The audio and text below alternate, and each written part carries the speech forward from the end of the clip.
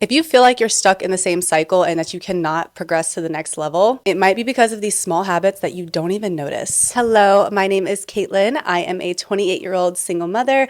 I just recently went back to school full time. I own a couple businesses and I work part-time at a dental office. I do a lot of things that require a lot of discipline. I didn't realize until I started school that I was actually lacking in a lot of areas. They were tiny habits that I was doing that was stealing my potential day by day. Now that I'm in a position that requires an extreme amount of discipline, I was able to see where I was lacking and make these couple changes. And some of them might be unpopular, but trust me, if you've been stuck in the same cycle, you need to make a change. And that's what I had to realize and really have a deep conversation with myself about. So let's get to it. What are the habits that were holding me back from reaching my fullest potential, from building my work ethic, from being able to work toward creating a great life for me and my son? Number one, get off of your phone first thing in the morning. I cannot stress this enough. How you start your day sets the tone. And I know that sounds corny. I feel like we see it everywhere, but it's so true. That's starting your day almost in panic mode. You're scrolling, your brain is moving 1,000 miles an hour, digesting all of this information that you're seeing on your feed. You might see negative things on your feed that kind of rewire your brain for the day. It's just not good. Set your own intention for the day. This doesn't have to be journaling. I'm not really a big journaler, so I'm not gonna sit here and tell you that you need to journal and go buy all this stuff, and you don't need to do that. When your alarm goes off, turn the alarm off and get up and leave your phone on your nightstand. I literally leave my phone on my nightstand in the morning and I go through my morning routine. I have some tea.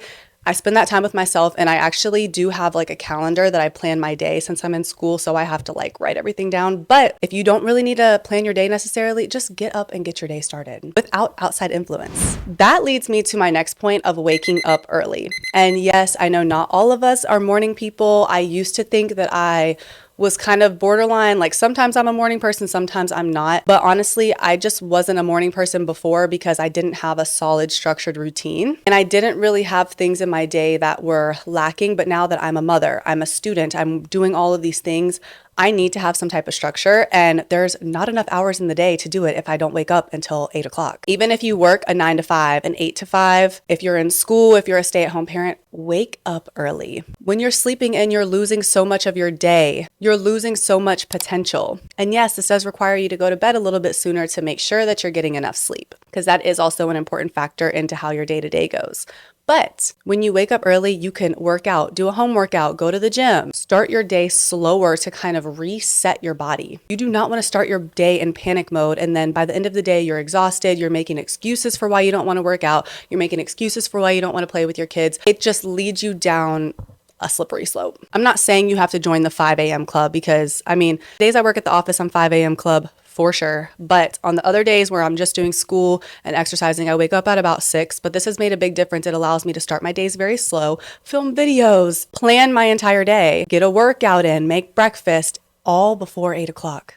So if you do have to go to work, you have all of that time to do that. And you have more energy throughout the day when you do that. It sharpens your brain, your body's sharp. When you're on routine, your mind is sharp. Everything works together as a unit. And since we're talking about morning workouts, please prioritize exercise. I'm a personal trainer, and I did not realize how I had formed a negative habit of not prioritizing exercise. Like, yes, I'm working out like here and there. I'm telling my clients, I'm making plans for my clients, but I was not following the plan. I was making excuses for myself.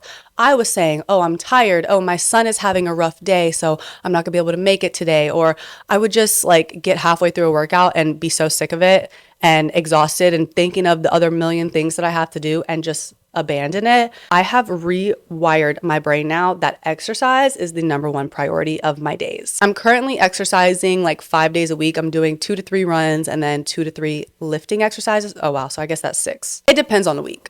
But I say that to say I'm getting movement in almost every single day. This is something new actually that I've implemented the last 2 weeks because I really wanted to get serious about it. I had noticed a change in my body, and I had noticed that negative habit that led to that change in my body, and I didn't like it. So I made a change. When it comes to finding your time to exercise, I know some people are not morning workout people, and that's totally fine. You need to become one if you find yourself making the excuse of being too tired at the end of the day or saying that you don't have time to work out. Because even if you don't have help with your kids after school or after work, You could do a home workout. You can do some type of movement. The biggest takeaway from the exercise portion is just to find out what excuses you've been making to not stay consistent with exercise and think of the habit that's going to change that. So for me, it's everything that we've already talked about. It's waking up early and having my morning routine and making sure that exercise is my top priority. So I build my schedule around that. On the topic of fitness, let's get into our health a little bit. Another small habit that might be setting you back is not planning your meals and your finances.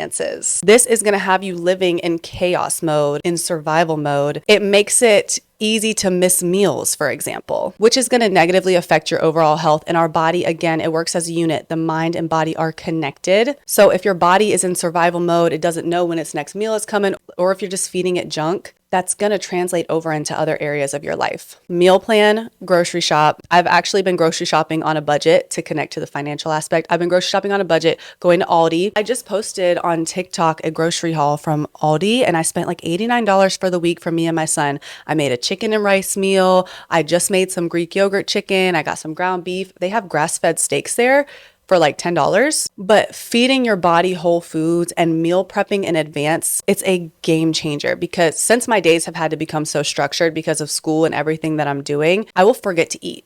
I will literally forget to eat. So I have to like schedule eating in my day. And if I didn't have something already made, it's out the window. I would eat some chips or have like a yogurt or something, and that's it. And that's not enough, especially when you are prioritizing exercise. But if you have a meal prep in advance, I meal prep at the top of the week. I have 3 different meals in my fridge right now for options for lunch and dinner. Even if you just do a couple days at a time, it makes a huge difference. It takes 1 hour, 2 hours to make some very straightforward and simple meals to make sure that you're set up for success for the week and keeping your mind and your body healthy. I forgot one of the most important ones. Stop drinking alcohol. I said it. I'm sorry. Stop drinking alcohol and stop eating out. Stop. And no, I'm not talking about like you can have a drink when you're like with your friends on the weekend or a birthday, like occasions. You know what I'm saying? But stop pouring a glass of wine after work. I'm sorry. This is probably going to be the most unpopular habit that I'm going to tell you about, but I was her. I would have a glass or 2 of wine after work, sometimes a bottle, you know what I'm saying, if I have a rough day. That was the old me. That was not aligning with my fitness goals. It was making me feel like crap the next day. That would make me not want to get up and do my morning routine. And it would make me dread the next day because I'm waking up with a headache. I'm waking up feeling sluggish and tired. And you're feeling all the effects of that alcohol. When you drink alcohol, you don't burn fat for 72 hours. So then in my head, I'm like, well, my workouts don't even matter because I'm not going to burn fat. Like it's just a whole negative cycle. At least start small and cut it out during the week. I'm telling you, the clarity that you have mentally, the results in your body and your fitness journey go insane. You're able to get through your days better. Your mood is improved. Your energy levels are improved. And if this is something that you have a habit of doing, like every day or close to every day, it's going to be a little weird and hard at first. None of these are very, quote, easy. It just requires a decision that you want to do something better for your life. And when it comes to the finances, to the front, please. To the front. I am financially irresponsible. I filed for bankruptcy a couple years ago, and ever since then, I have been on my A game with finances. Plan your finances, especially in this economy.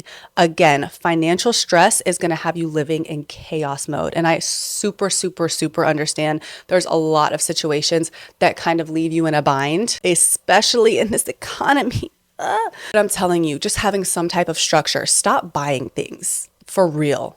Stop thinking that you need to keep up with trends. Stop thinking that you need to buy your favorite influencers telling you all the new fall clothes that are coming out that you have to, these are the trends for fall. You don't need that. Your wardrobe from last fall is just fine. You don't need a new water bottle. Buy necessities, okay? And budget for necessities, but don't stress yourself out trying to keep up with trends, trying to keep up. You see, oh, this girl, she has a Louis Vuitton Speedy bag and oh, I wish I had.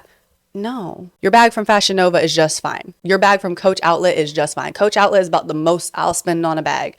And that's rare. I have like one that I bought from Coach Outlet. But again, stop living in survival mode in these areas and start getting very serious about organizing your life, because winging it again, is putting you in chaos mode, and it's negatively pouring over into other areas of your life. That's one of the larger habits. I said that these habits are small, but those are like actually large ones that are going to make a huge difference in your day-to-day. And when it comes to disregarding trends and everything and making sure that you're staying aligned with what you have going on in your life, stop comparing yourself to people on social media. This is a very small thing that makes a very big difference in how you view yourself and how you view your life. For example, for me, I had to stop looking at families on Instagram. I had to stop looking at women who are married and women who have multiple kids with a partner and they're sharing all these things. One, social media is not everything. No, people show you what they want you to see. This is correct. But two, it doesn't align for my life. And it was making me have negative feelings about my life and the things that I have going on. Don't consume things that don't align with your growth. If it's hard for you to see families right now because you want a family and you're a single mom, stop looking at families. Comparing yourself and your life to others on social media is going to kill your confidence and your gratitude for everything that you have in life. You have everything that you need. You are exactly where you're supposed to be. You are exactly who you're supposed to be in this moment. But just because you're somewhere in this moment does not mean that there's not growth ahead for you. And that's why we're changing these small little habits. You have the power to change your situation, to change your life, to change your viewpoint on things. You have the power to continue growing as a woman or as a person in general. Okay, sorry. I'm very passionate about that one. I got like super serious. I'm like locked in. I need a These are all things that I have struggled with before, and that's why I wanted to share them with you and share what I've done to make a change for myself. And I feel the difference, I see the difference, and other people are noticing it too. I'm getting the wow, you're glowing compliment, wow, your mood, wow, your energy. And it's really good to notice that within yourself, and then also once others start to recognize that you have really evolved and changed. Changing these little small habits, it takes a little bit of time to develop a solid routine with it, but then you don't even want to go back to doing any of those things anymore. Literally, because since I stopped drinking, I drank for my birthday, but then since then, I had a Truly at my friend's house and I didn't even want to really drink it for real. The good news about growth is that it's gradual and you don't have to change everything at once. Start small and stay consistent with whatever you choose to start with. But I would love to keep each other accountable. I hope that this video was valuable for you. Comment below and let's talk about any of these habits that you might be struggling with right now, how we can work through them and how we can get you to being your best self. I lost the sun. No. Just know your internet bestie is cheering you on from over here. I hope you guys enjoyed these tips to become your best self. If it helped you, hit the like button and subscribe to my channel for more content. This is only the beginning of our glow up journey. See you guys next week.